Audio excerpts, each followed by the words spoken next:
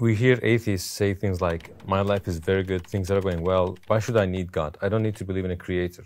How would you respond to someone like that? According to Pew Research, which in 2019, they actually done a study on the difference between religious and irreligious people and happiness. And they actually concluded, and this is the gold standard, of statistical kind of information in the West, that religious people, practicing religious people, have a better life in terms of satisfaction, fulfillment, and quality of life than irreligious people, the atheists.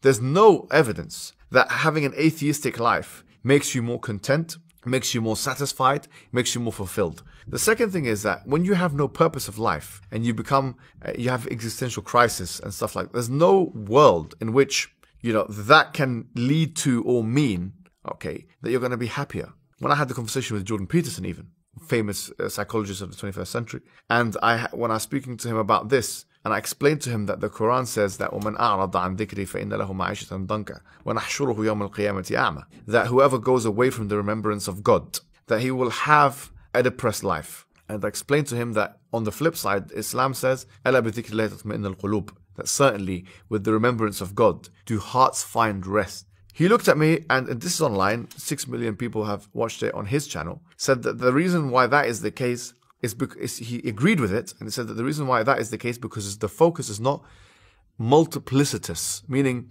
one person does not focus on many different things at the same time. When you focus on one thing, it reduces anxiety and creates peace.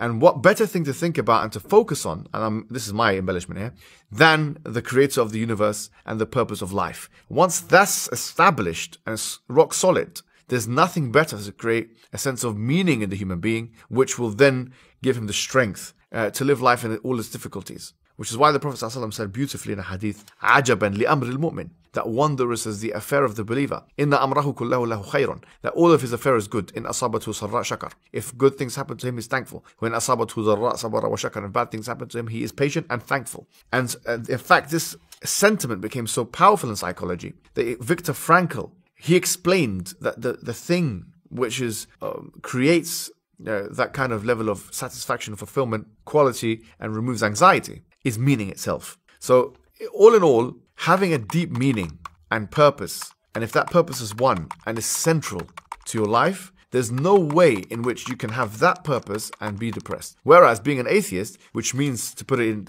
Jordan Peterson's terms, your focus is multiplicitous and you're thinking in different ways and different things, you're more likely to have anxiety and depression and not have meaning in your life. And when bad things happen, it doesn't mean anything. When your parents die, or when even if your children die, if you have disease, if you get cancer, if you're on the sick bed, if you're about to die, all of this stuff is purposeless and meaningless. So if they're saying that I don't need it, actually that's not true. Psychologically, they do need purpose, just like every human being has ever needed it for all of the existence of human beings.